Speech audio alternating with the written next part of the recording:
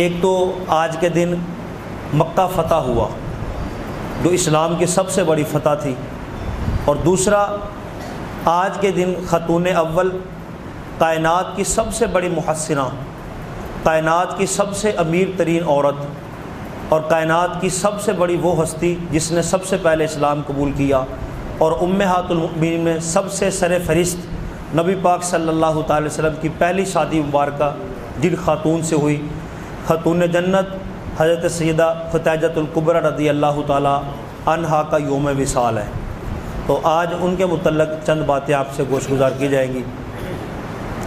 حضرت ختیجۃ الکبریٰ رضی اللہ تعالی عنہا عرب کی مشہور دیانتدار، انتہائی حسین و جمیل، صورت کے لحاظ سے بھی اور سیرت کے لحاظ سے بھی بااخلاق، بڑی نرم دل اور لوگوں کے ساتھ ہمدرد ایک عورت تھی، اور عرب کے اندر یہ گھرانہ بہت مشہور تھا۔ قریش کے خاندان سے یہ تعلق رکھتے تھے، ان کے ماں اور باپ دونوں جس خاندان سے نبی پاک صلی اللہ تعالی وسلم تھے اسی خاندان سے یہ تھی۔ جب عرب کے بڑے بڑے امیر تاجروں کے قافلے ملکوں میں جاتے تھے، شام میں، روس میں، یمن میں، تجارت کے گھر سے، تو اس بات سے اندازہ لگائیں کہ جتنے قافلے نکلتے تھے بڑے بڑے امیر لوگوں کے، تو وہ جتنا کل مال ہوتا تھا قافلوں کے اندر، اس مال میں 50% تجارتی مال حضرت سیدہ ختیجۃ الکبریٰ رضی اللہ تعالیٰ عنہ کا ہوتا تھا، یعنی اتنی امیر یہ شخصیت تھی۔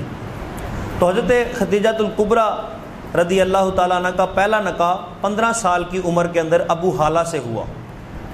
ابو حالہ نباش یہ بھی صحابی رسول ہیں، تو ان کے بطن سے 2 بیٹے پیدا ہوئے، ایک کا نام حالہ اور ایک کا نام ہندہ تھا۔ تو یاد رکھیں جو ہندہ ہوتا ہے یہ عربی کے اندر وہ نام ہے جو مذکر اور مؤنث دونوں کے استعمال ہوتا ہے۔ بہت سے صحابی بھی ہیں جن کا نام ہندہ ہے، اور بہت سی عورتیں صحابیات بھی ایسی ہیں جن کا نام ہندہ ہے۔ جس طرح ہمارے اردو میں بہت سے ایسے لفظ ہیں جو مرد عورت دونوں کے لیے استعمال ہو جاتے ہیں، اس طرح شمیم لڑکوں کے بھی نام ہوتے ہیں، شمیم عورتوں کے بھی نام ہوتے ہیں۔ اسی طرح عرب کے اندر ہندہ مردوں کے بھی نام، عورتوں کے بھی نام ہوتے تھے۔ تو 15 سال کی عمر میں پہلی شادی ہوئی ابو حالہ سے، 2 لڑکے پیدا ہوئے، ایک کا نام حالہ اور ایک کا نام ہندہ تھا۔ پھر یہ شوہر آپ کے وفات پا گئے، بڑا صدمہ اور رنج ہوا، تو جوانی کے اندر ہی بیوہ ہو گئی۔ پھر دوسری شادی آپ کے والد محترم نے عتیق مخزومی سے کر دی، تو یہ بھی صحابی رسول تھے۔ ان سے ایک بیٹی پیدا ہوئی، اس کا نام ہندہ رکھا گیا، تو اسی وجہ سے آپ کو ام ہندہ بھی کہا جاتا ہے۔ 2 لقب ہے آپ کے، ایک طاہرہ، جب آپ نے اسلام قبول نہیں کیا تھا زمانہ جاہلیت کے اندر بھی بہت پاک باز اور عفت والی عورت تھی، تو وہیں سے آپ کا یہ لقب مشہور ہو گیا تھا طاہرہ، یعنی اسلام قبول کرنے سے پہلے حالت کفر کے اندر، یعنی اندازہ لگایا کتنی پاک باز تھی، اسی وقت سے لوگ ان کو طاہرہ کہتے تھے۔ اور اپنی جو بیٹی تھی دوسرے خامن سے ہندہ، اس کی وجہ سے ام ہندہ کہلاتی تھی۔ تو ایک بیٹے کا نام بھی ہندہ، بیٹی کا نام بھی ہندہ تھا۔ پھر ایک بہت مشہور جنگ ہے جنگ فجار۔ جب یہ جنگ فجار ہوئی تو آپ کے خامند جنگ فجار کے اندر شہید ہو گئے، اور اسی جنگ کے اندر آپ کے والد بھی انتقال فرما گئے۔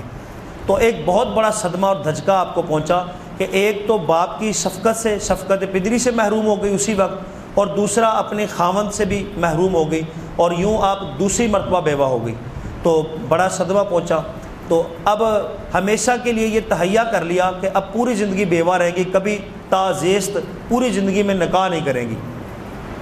پھر ہوا یوں کہ اب کیونکہ بہت زیادہ مال و دولت تھی اور بڑی بڑی دور آپ کے تجارتی قافلے جاتے تھے، اور ایک کسی پاک باز، کسی محنتی تجربہ کار اور ایماندار شخص کی ضرورت تھی کہ جو اس کام کے اندر آپ کی مدد کرتا، آگے قافلے لے کے جاتا۔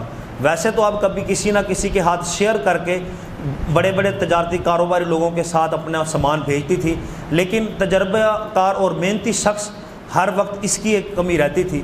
تو حضرت ابو طالب نے آپ سے مشورہ کیا اور مشورہ دیا کہ اس طرح میرا بھتیجا ہے، تم ایک مرتبہ اس کے ہاتھ اپنا قافلہ بھیج کے دیکھو۔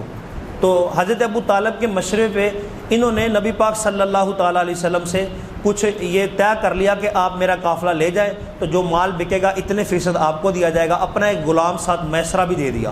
تو جب وہ غلام گیا اور وہ قافلہ گیا، نبی پاک صلی اللہ علیہ وسلم کی برکت سے دوسرے قافلوں والوں کو بھی بہت زیادہ نفع ہوا، اور ان کو جو جو نفع کی شرح رکھی گئی تھی اس سے بھی زیادہ نبی پاک صلی اللہ علیہ وسلم نے نفع دیا، اور 2 فرشتے ہر وقت سایہ کرتے تھے۔ اس دوران اس آپ حضرت ختیجہ کے غلام نے بہت سے اخلاقات اور نبی پاک صلی اللہ علیہ وسلم کے فضائل خصائل دیکھے، اور آ کے اپنی مالکہ حضرت خدیجہ الکبریٰ رضی اللہ تعالیٰ عنہ کو جب یہ ساری صورتحال باتیں بتائی اور وہاں پہ تجارت کی صورتحال بتائی، تو آپ کے دل کے اندر خواہش پیدا ہوئی کہ نبی پاک صلی اللہ علیہ وسلم یہ وہ کائنات کی ہستی ہیں، میرا ان سے نکاح ہو جائے۔ تو اپنا پیغام نکاح بھیجا، نبی پاک صلی اللہ تعالی وسلم نے قبول فرما لیا۔ تو ادھر پھر ایک خواب بھی آیا۔ خواب کیا آیا؟ دیکھتی ہیں کہ گھر کے اندر سورج اتر آیا ہے اور بہت زیادہ روشنی ہو گئی ہے۔ تو ان کے چچا بہت بڑے معبر تھے، خواب کی تعبیر بتاتے تھے۔ تو ان سے جب خواب شیئر کیا تو چچا نے کہا کہ آخر الزمان نبی ان کے ساتھ آپ کی شادی ہونے والی ہے۔ تو اس سے یہی مراد ہے کہ سورج تمہارے گھر میں اتر آیا ہے کہ جس کی روشنی سے پورا عالم منور ہوگا، وہ روشنی تیرے گھر کے اندر موجود ہوگی، یعنی نبی پاک صلی اللہ تعالی وسلم شادی ہوگی۔ یوں بات آگے بڑھی، حضور علیہ الصلوۃ والسلام کے چچا بھی آگے، ان کے چچا ورقہ بن نوفل وہ بھی آگے، انہوں نے تقریر کی۔ حضور علیہ الصلوۃ والسلام کے چچا ابو طالب نے خطبہ پڑھا، نکاح پڑھایا۔ حضور علیہ الصلوۃ والسلام کے دوسرے چچا حضرت امیر حمزہ نے 20 اونٹ حق مہر دیے۔ تو یوں جب آپ کی شادی ہوئی تو آپ کی عمر 40 سال تھی، اور نبی پاک صلی اللہ تعالی علیہ وسلم کی عمر 25 سال تھی۔ حضور کی پہلی شادی تھی اور ان کی یہ تیسری شادی تھی، یہ بیوہ تھی۔ تو نبی پاک صلی اللہ علیہ وسلم کی جوانی 25 سال کی عمر اور حضرت خدیجہ کی عمر 40 سال۔ تو یوں جب رشتہ ازواج طے ہو گیا تو منسلک ہو گئے رشتہ ازواج کے اندر۔ پھر نبی پاک صلی اللہ تعالی علیہ وسلم کی ساری اولاد، حضور کے 7 بیٹے بیٹیاں ہیں، تو ان میں سے 6 بیٹے بیٹیاں نبی پاک صلی اللہ تعالی علیہ وسلم کے ان کے بطن سے ہیں۔ تو نبی پاک صلی اللہ تعالی وسلم فرمایا کرتے تھے کہ کائنات کی بہترین عورت ہے، مجھے ان سے بڑھ کے کوئی عورت کائنات کے اندر بہترین نہیں ملی۔ پچھلی امتوں کے اندر حضرت مریم بہترین تھی، اس امت کے اندر ختیجۃ الکبریٰ بہترین عورت ہے، اور ان سے بڑھ کے کوئی عورت نہیں ہے۔ ان کے بطن سے اللہ نے مجھے ساری اولاد عطا فرمائی ہے۔ تو پہلی اولاد جو ہوئی حضرت قاسم تھے، پہلے بیٹے جو ان سے پیدا ہوئے، صرف 2 سال زندہ رہے، پھر وہ فوت ہو گئے۔ تو اسی لیے نبی پاک صلی اللہ تعالی علیہ وسلم کو ابو قاسم کہا جاتا ہے۔ پھر حضرت زینب پیدا ہوئی، پھر اس کے بعد تیسری اولاد جو پیدا ہوئی وہ حضرت عبداللہ تھے، ان کو طاہر اور طیب بھی کہا جاتا ہے۔ یہ بھی 2 سال زندہ رہے، پھر یہ فوت ہو گئے۔ پھر نبی پاک صلی اللہ تعالی وسلم کی بیٹی رقیہ، پھر کلثوم، پھر آخر میں حضرت بی بی فاطمہ خاتون جنت رضی اللہ تعالی عنہا پیدا ہوئی۔ تو یوں نبی پاک صلی اللہ تعالی وسلم کے ان سے 2 بیٹے اور 4 بیٹیاں، 6 اولاد ان سے ہے، اور باقی نبی پاک صلی اللہ تعالی وسلم کا ایک بیٹا جو ہے ابراہیم، وہ ماریہ قبطیہ حضور علیہ الصلوۃ والسلام کی ایک زوجہ تھی جو لونڈیا تھی، ان سے ایک بیٹے تھے حضرت ابراہیم۔ نبی پاک صلی اللہ تعالی وسلم کے یوں 3 بیٹے اور 4 بیٹیاں تھیں۔ تو یوں رشتہ ازواج منسلک رہا۔ تو 40 سال کی عمر میں شادی ہوئی، نبی پاک صلی اللہ علیہ وسلم کی عمر 25 سال پھر یہ رشتہ رہا۔ 25 سال کے بعد حضرت ختیجۃ الکبریٰ رضی اللہ تعالی عنہ کا ہجرت سے 3 سال قبل وصال ہو گیا، یعنی 25 سال نبی پاک صلی اللہ علیہ وسلم کی خدمت کے اندر رہی، 65 سال کی عمر میں آپ کا وصال ہو گیا۔ ابھی مدینہ شریف نہیں گئے تھے، مکی زندگی تھی، مدینہ شریف جانے سے 3 سال پہلے آپ کا وصال ہو گیا۔ تو نبی پاک صلی اللہ تعالی علیہ وسلم بہت زیادہ رویا کرتے تھے اور فرماتے تھے کہ یہ وہ خاتون تھی جب سب نے مجھے جھٹلایا انہوں نے میری تصدیق کی، کیونکہ سب سے پہلے کلمہ انہوں نے پڑھا تھا۔ جب مجھے کوئی کچھ نہیں دیتا تھا انہوں نے مجھے سب کچھ دیا۔ ان کے مال سے نبی پاک صلی اللہ تعالی وسلم نے غریبوں کی مدد کی، بیواؤں کی مدد کی، اسلام کی بہت بڑی خدمت ہوئی۔ انہوں نے اپنا سارا مال حضور علیہ الصلوۃ والسلام کے قدموں میں نچھاور کر دیا تھا۔ دنیا کی امیر ترین عورت تھی، تو اسلام کو بہت زیادہ نفع ہوا، اس لیے محسنہ اسلام بھی اور خاتون اول بھی یہ کہلائی۔ اور نبی پاک صلی اللہ تعالی وسلم کی جو بیوی تھی امہات المؤمنین، ان میں سے یہ سر فہرست پہلی عورت تھی، اور ان کے مال کے بہت بے شمار واقعات ہیں اور چرچے ہیں۔ ایک مرتبہ نبی پاک صلی اللہ تعالی وسلم کی جو بیٹی تھی حضرت زینب، ان کے جو خاوند تھے ابو العاص، انہوں نے ابھی کلمہ نہیں پڑھا تھا، یہ جنگ بدر کے اندر گرفتار ہو گئے۔ اب کافروں سے فدیہ لیا جب جانے لگا تو انہوں نے بھی اپنی بیوی سے گھر سے رقم منگوائی کہ مجھے کچھ بھیجو، یہ مسلمانوں نے گرفتار کر لیا ہے تو میں نے چھوٹنا ہے۔ تو نبی پاک صلی اللہ تعالی وسلم کے داماد ابو العاص جب گرفتار ہوئے تو حضور علیہ الصلوۃ والسلام کی بیٹی نے جب گھر سے فدیہ بھیجا تو ایک بہت قیمتی موتیوں کا ہار تھا، وہ بھی ساتھ بھیج دیا۔ اور وہ ہار وہ تھا کہ حضرت خدیجہ نے حضرت زینب کی شادی پہ گفٹ کیا تھا۔ تو جب وہ فدیے کے طور پہ ہار سامنے آیا نبی پاک صلی اللہ تعالی وسلم کے، حضور علیہ الصلوۃ والسلام کی آنکھوں سے آنسو جاری ہو گئے۔ کہا یہ تو میری بیوی کا ہار ہے جو میری بیٹی کو تحفے کے طور پہ نکاح کے وقت دیا تھا۔ کہا ہے صحابہ اگر تم مجھے مشورہ دو اور مجھے اجازت دو تو کیا میں اس کا فدیہ معاف نہ کر دوں ابو العاص کا؟ تو صحابہ نے کہا کہ یا رسول اللہ آپ بہتر ہے، ہم کون ہوتے ہیں آپ کو یہ کہنے والے کہ آپ فدیہ لیں یا نہ لیں؟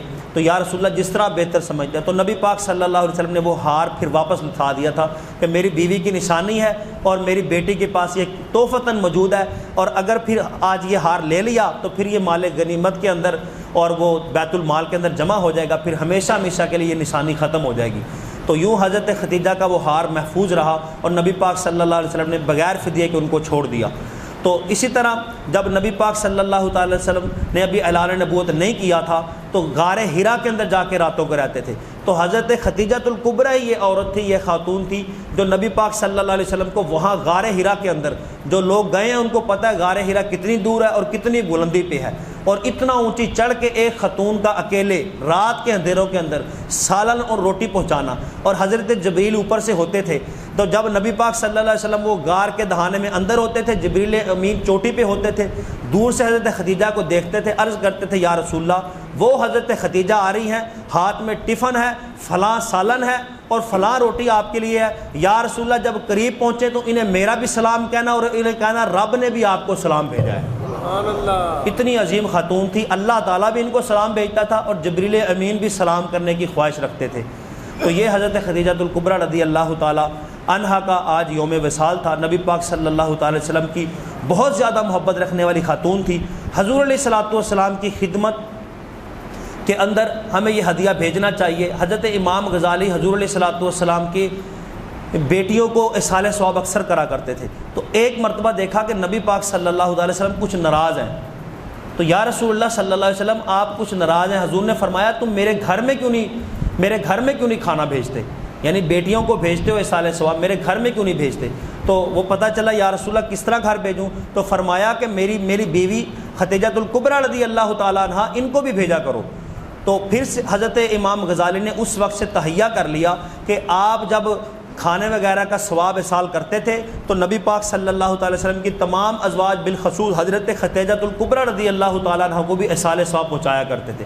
اس سے نبی پاک صلی اللہ علیہ وسلم خوش ہوتے ہیں، اور حضرت فاطمہ رضی اللہ تعالیٰ عنہ فرماتی ہیں اور دیگر احادیث کے اندر موجود ہے، حضور علیہ الصلوۃ والسلام اکثر آپ کی یاد کے اندر بکری ذبح کر کے، جانور ذبح کر کے، اس کے گوشت بنا کے، کچے گوشت کے شاپر پیک کر کے اور آپ کی سہیلیوں کے گھروں میں بھیجتے تھے۔ صحابہ پوچھتے تھے یا رسول اللہ پھر اس کا کیا فائدہ ہے؟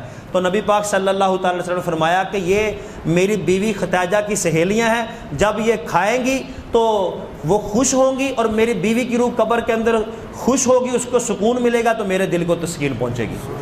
تو یہ اصحال ثواب کی کتنی بڑی حکمت ہے کہ ان کی روح خوش ہوگی قبر کے اندر، ان کو سکون ملے گا، میرے دل کو تسکین ہوگی، اس لیے میں سہیلیوں کو ان کے گھروں کے اندر یہ گوشت تقسیم کر رہا ہوں۔ تو اصحال ثواب نبی پاک صلی اللہ تعالی وسلم سے ثابت ہے، اپنی زندگی کے اندر اپنی ان زوجہ کو اصحال ثواب کرتے تھے۔ تو آپ کی زندگی کے اندر یہ زوجہ اس دنیا سے رخصت ہو گئی تھی، اور نبی پاک صلی اللہ تعالی وسلم نے مکہ کے قبرستان کے اندر خود قبر کے اندر اپنے مبارک ہاتھوں سے اتارا۔ آپ کی نماز جنازہ نہیں پڑھی گئی تو کچھ لوگ واویلا کرتے ہیں، اس کی وجہ یہ تھی کہ اس وقت اسلام کے اندر نماز جنازہ آئی نہیں تھی، اسلام کے اندر نماز جنازہ بھی مشروع نہیں ہوئی تھی، تو نماز جنازہ نہیں پڑھی جاتی تھی۔ صرف نبی پاک صلی اللہ تعالی وسلم نے دعا فرمائی اور اپنے ہاتھوں سے خود ان کو آج 10 رمضان المبارک کو قبر کے اندر اتارا۔ اللہ تعالیٰ کی بارگاہ میں دعا ہے جو سنا اللہ تعالیٰ قبول فرمائے، اور سیدہ امہات المؤمنین کا صدقہ اللہ تعالیٰ قیامت والے دن ان کی شفاعت نصیب فرمائے، اور ان کو خوب کلام پاک پڑھ کے اور اپنے مختلف انداز میں خراج عقیدت اور اصحال ثواب پیش کرنے کی ہمت توفیق عطا فرمائے۔